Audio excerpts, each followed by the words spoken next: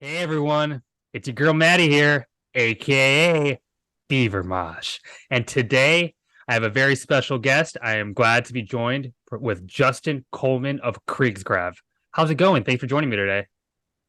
Yeah, thanks for having me. It's great. Super hot outside, so Huh. being inside is pretty awesome right now. Well, you're in Texas, right? Oh yeah, yeah, I can only Central Texas. imagine.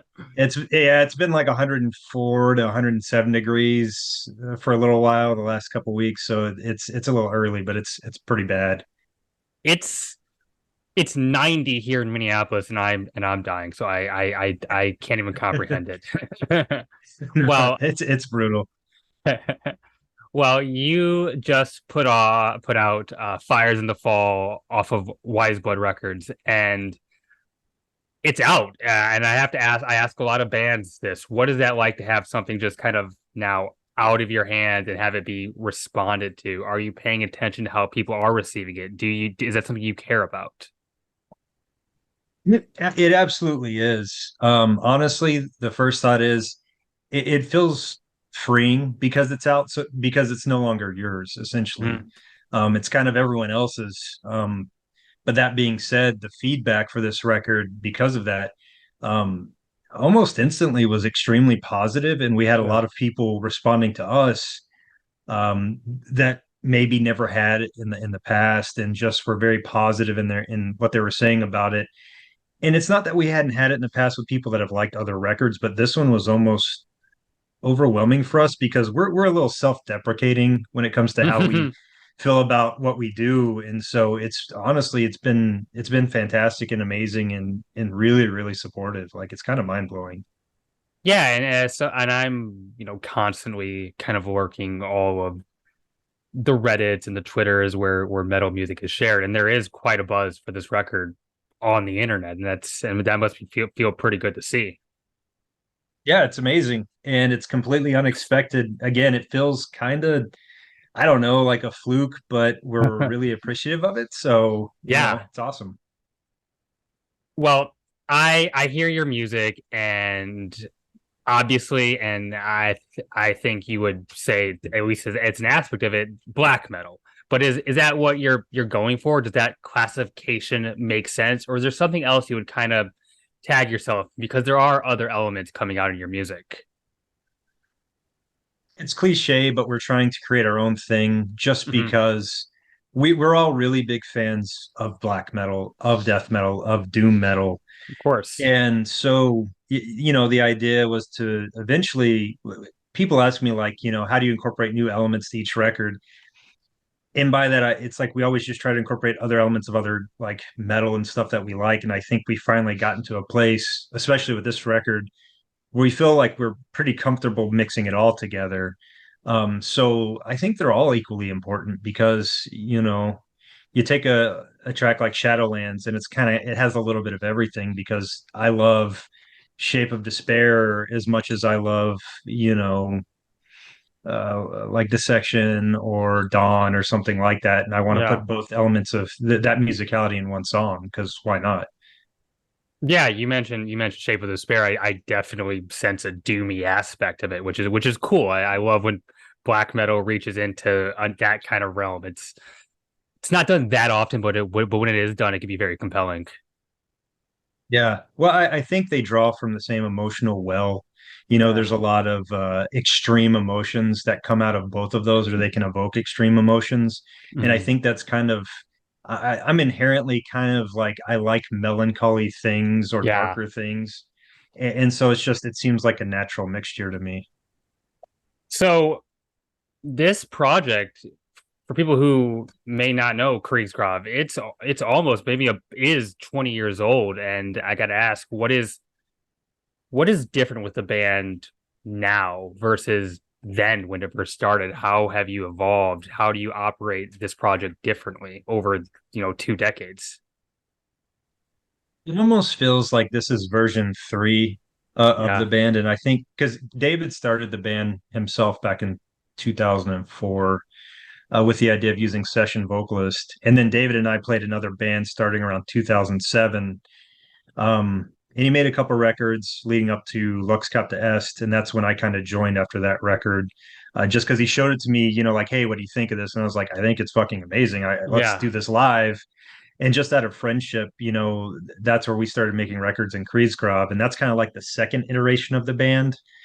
Um, so it's interesting because I feel like we've just gotten better at refining the elements of what we do almost. And that's kind of what I think we've been able to achieve. But each album is almost it's where it's meant to be at the time. So, they're all different, but at the same time, I think if you go back and you listen to our older records, you'll hear things that are on the new album as well, because it's always kind of there.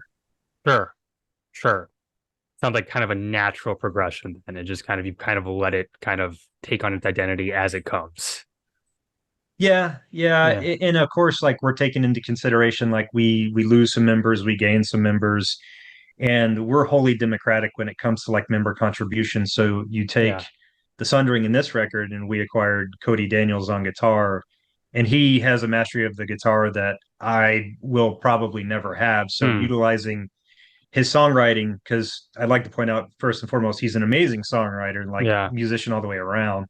But I mean, his guitar just playing skills are ridiculous. So why would we not use that? Like we can incorporate that into what we do.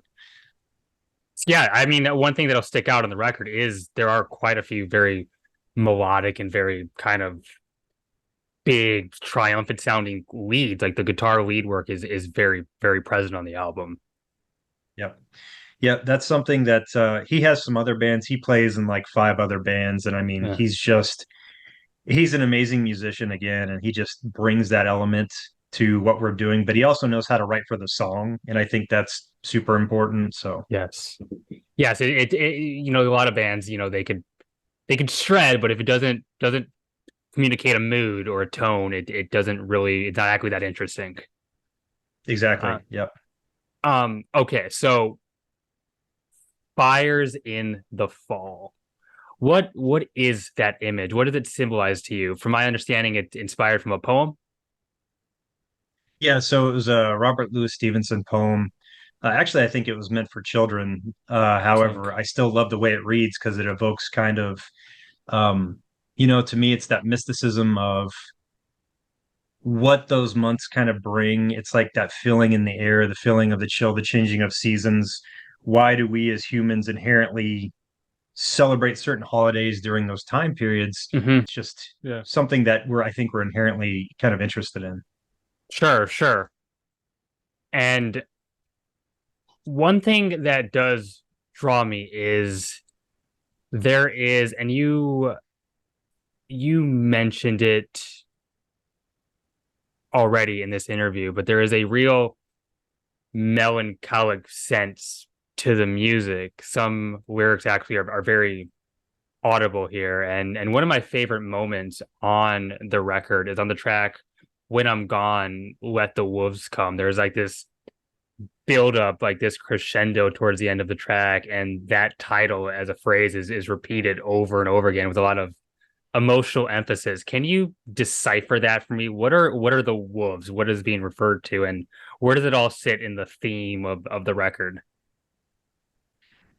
So oftentimes I don't discuss lyrics, not to be pretentious, but I like people to get what they want out of it. But I do have meaning behind stuff. And a lot of Yeah. the time I feel like when I explain it, it's not what people want. So that's why I don't like to. But No, like understood. that song, yeah, yeah, yeah, that song in particular is kind of about the idea of being comfortable with letting go, with being okay with the decisions you've made, um, in life, and almost coming to terms with where you are and being happy as a person in the day, because you can't change the things that have happened and you can only focus on moving forward.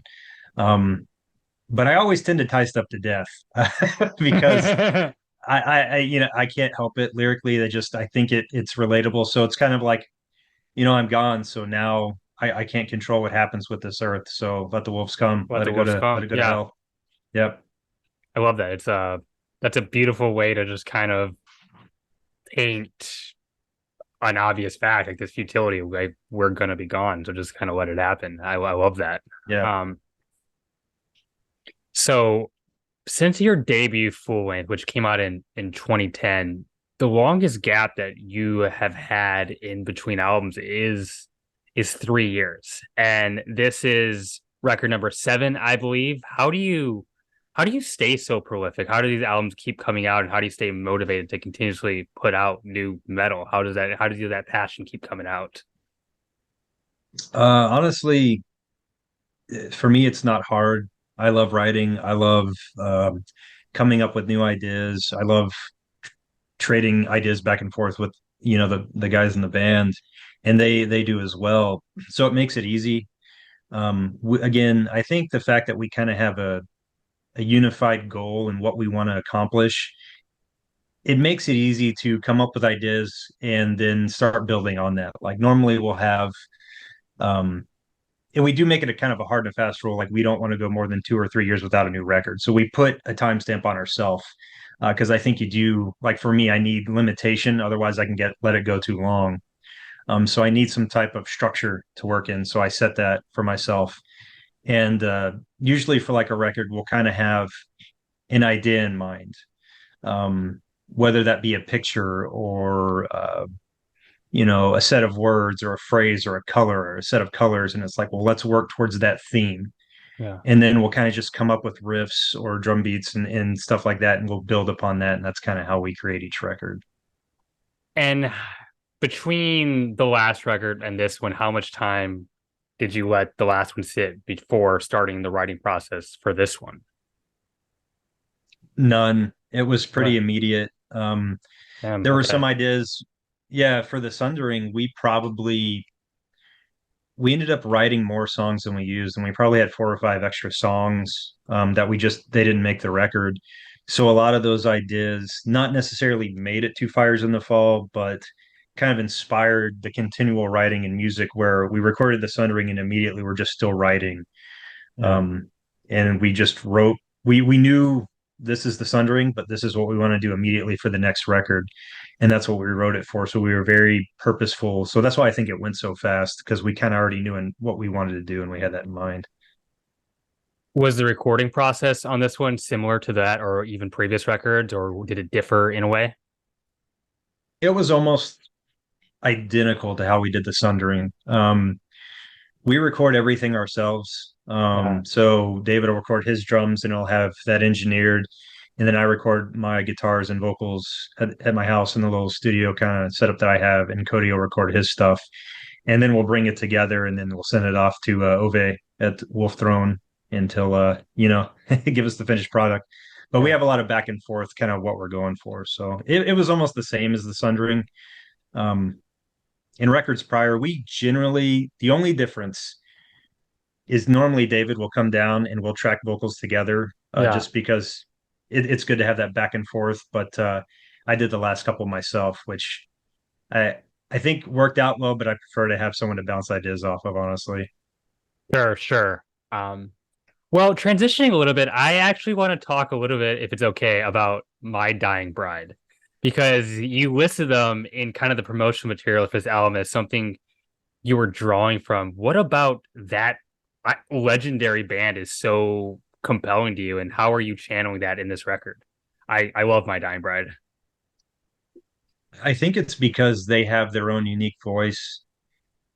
And when you hear a My Dying Bride song, who it is, Yeah. based upon the note selection, based upon the melodies, the lyrics, obviously the vocals. Aaron's vocals are unmistakable. Hmm. And it's just that they tap into that very raw nerve of just like emotion. And I don't want to say misery because I think that discounts Yeah. what they do. They do so much more than just misery. And they encompass so many things, and that's why I draw a lot of inspiration from them, whether it's not necessarily by say a guitar technique, but like a mood and a Yeah. feeling and a phrasing and even songwriting structure as well. Yeah. I'm going to Maryland Death Fest in 2024, still a ways away, but they're on the bill and I've never seen them before, and I'm very excited because I've heard that live they are incredible. But they better than anyone, just it's it's it's gloomy. It's melancholic, as you said. There's that misery, but it's also, if you really sit there, it's beautiful. Like it's like there's such Mhm. a like a pastoral quality to the music. It's something you just kind of meditate to. Yeah, they can evoke Yeah. images and more with their music than just, something to listen to. Because for me, music can serve different purposes. And I think music like My Dying Bride is transcendent versus, you hear something, you're like, oh, this would be good for like a workout playlist or Yeah. you're hanging out with friends and you put it on, but that's something that's different. It's special. Yeah, 100%. And Turn Loose the Swans is obviously is maybe one of the greatest Doom albums of all time. Um, Yeah. so what got you into extreme metal? What was your journey into that personally? Just growing up as a kid, my dad played a lot of like rock and roll records, Yeah, like he had the big speaker towers and the vinyl player, and he listened to a lot of like Leonard Skinner and Molly Hatchet and Def Leppard, AC/DC, Brian Adams, stuff like that, kind of yeah, the time.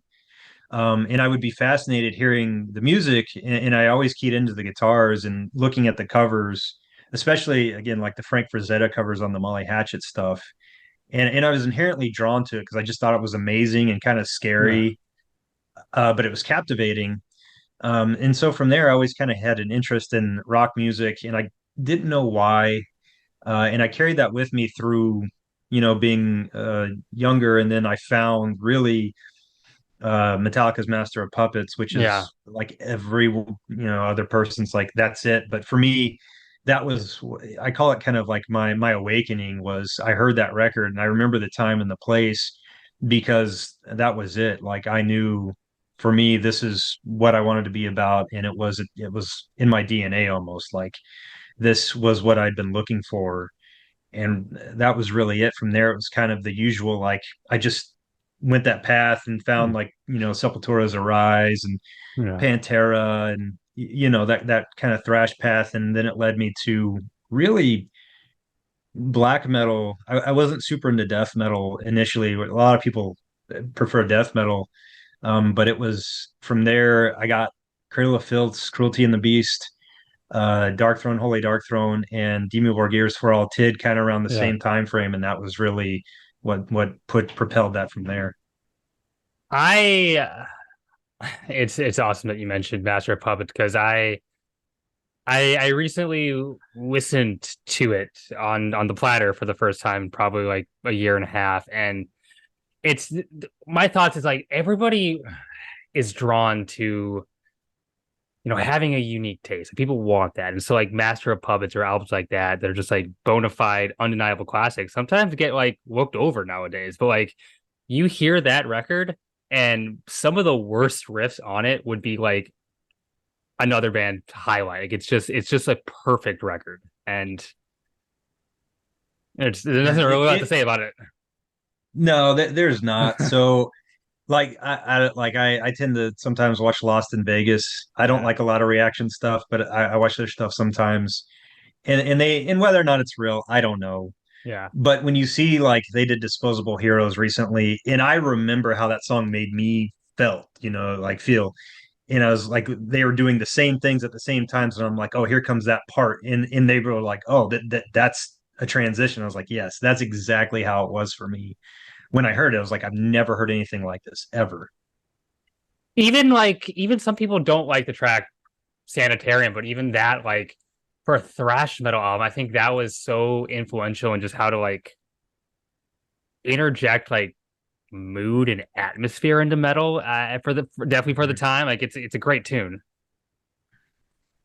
It depends. Like some people listen to things for this, especially metal for the sake of heaviness. Yeah, And I don't listen to metal for the sake of heaviness as far as like beats per minute or brutality. There's a time and a place for it, but that of for me course. isn't like why I listen to something. So Yeah, 100%. I think black metal in general does while maybe that's why people prefer death metal over black metal sometimes, because I think black metal sometimes takes a seat back on the heaviness and does it emphasize more of this darkness or this melancholy or just kind of this gloominess and or an atmosphere over kind of just fast, heavy, brutal. And so it kind of maybe appeals to a different type of metal listener. It can, and I mean, Yeah. there's certainly like Funeral Mist is very good about being brutal and atmospheric. Yeah. So there are bands that accomplish that goal doing both, but it just and death metal can do it too. There's plenty of Yeah. atmospheric death metal bands that achieve the same result. So, it just depends. Just depends, yeah.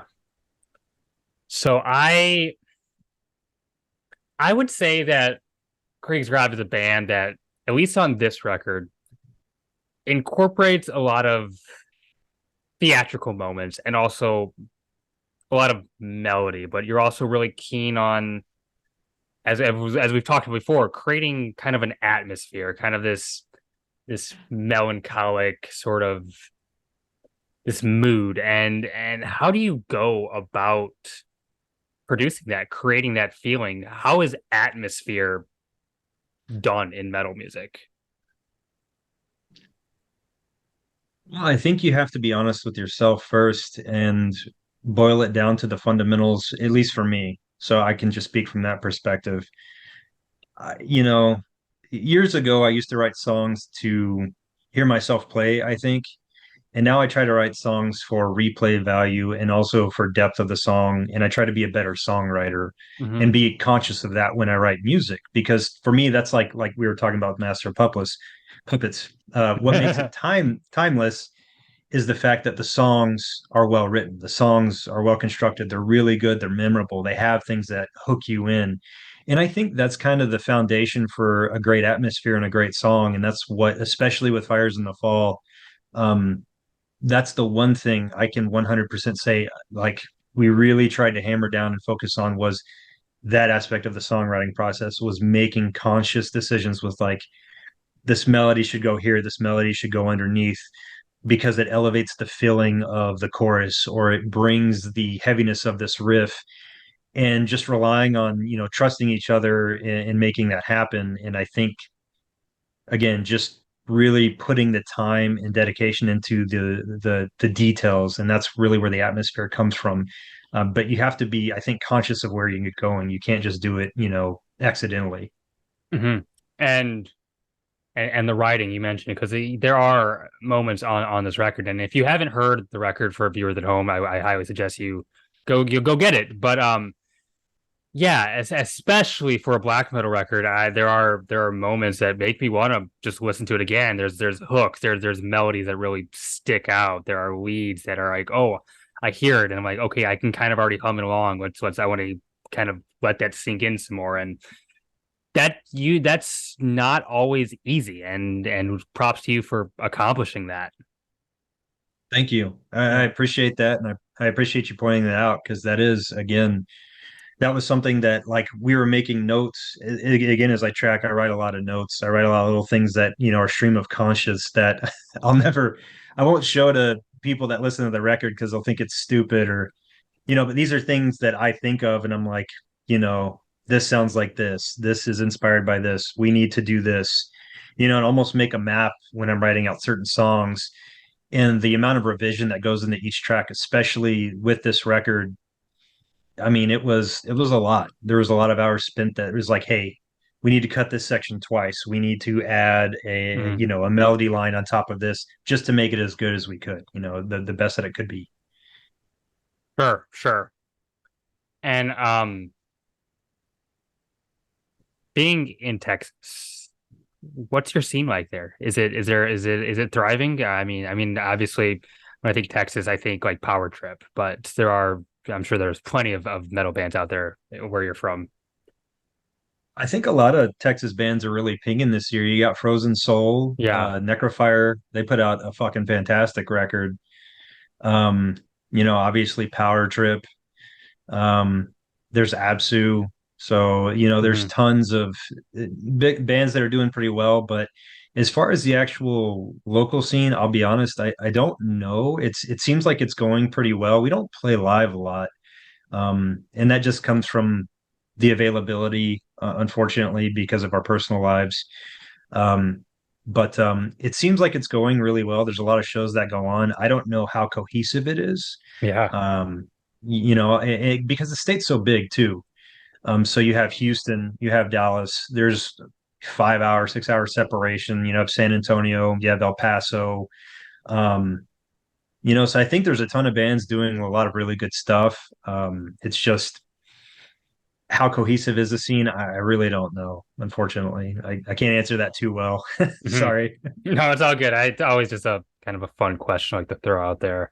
Talk about Minneapolis. We had Majesties come out this year, and also Nothingness, and we have Obsequia Yes. here. So yeah. Yeah. Um, but just for fun, as we kind of conclude this, what are some things that have come out recently, metal or otherwise, that you are really digging that's been on rotation for you? You mentioned Frozen Soul, which was a fantastic death metal record that came out probably, I think, a month ago. Yeah, this year has been ridiculous with Yeah. so many new things. I'm gonna grab my phone because this helps me remember stuff better because I don't want to leave Yeah. something off. Because I've been asked this in the past, and then after the fact, I'm like, shit, I should have remembered that. So I know one for me, probably right now, the record I've listened to the most is the new Bizarre Cult. Okay. Yep. Um, I'm probably gonna butcher it. Den Tapte Kriegen. Um, really, really good. I loved the record prior. That's really great. I love the new Imperium Decadence. Oh yeah. The new Andotians. I've always loved Andotians from back in the day, and they still like their Cosmic World Mother was amazing. That was probably my number one record the year it came out, and the new one's fantastic. Mhm. Let me see here. Yeah, let's Wilderness, I believe it's pronounced. It's the guy that he was in Realm of Wolves. It's a really cool kind of folky black metal, uh, very artistic kind of feeling album. It's just really, really heady and good. Um, the new Majesties, of course, is Yeah. fantastic. It's tough to beat that. It's just got a throwback. The new Vredensdal is really good. As far as like I like the new Vredensdal because it almost has like a classic rock and roll feel with Love primitive that. black metal. Yeah. Yeah, and it's fucking cool. Um, and I'll leave off with one more, and we'll just say the new Outlaw, Necrofire and Outlaw. I'll put those together because they're Yeah. both really good, kind of like fist pumping like black metal albums, and they're good at what they do. That Outlaw record was also very kind of almost does something that kind of what you're doing too, and kind of like a more outwardly melodic take on black metal. That band's from Brazil, I believe. Yeah. Yeah, yeah, yeah, yeah. Yeah. And I'm a big anything like that. Like I love Necrophobic. They're one of my Hmm. favorite bands ever. So anything that kind of touches on that semi-melodic Swedish death black metal sound, I'm probably gonna dig. So Sure. Sure. Well, that is all the questions I have. I don't want to keep you. If there's anything you want to plug, if where people can find you, if you're already working on a new record, if you wanted to like give details on that, just it's the floor is yours if we finish this out. well, we are purposely not writing a new record. We're kind of letting this one breathe. Cool. I would just, encourage people to go to Wise Blood, check the record out. If they like what they hear, we're on all streaming platforms. Get a physical copy because that's always appreciated and cool, and it Hmm. helps the label. It helps us, and it helps the other bands. And just check out the Bandcamp. We're on all streaming, and again, just if you hear something you like, buy a physical copy because that it makes a big Yeah. difference, and we greatly appreciate it. Yeah. Well, once again, Justin Coleman, thank you for joining me. That's all I have. My name is Maddie, aka Beavermosh, and I'm signing off.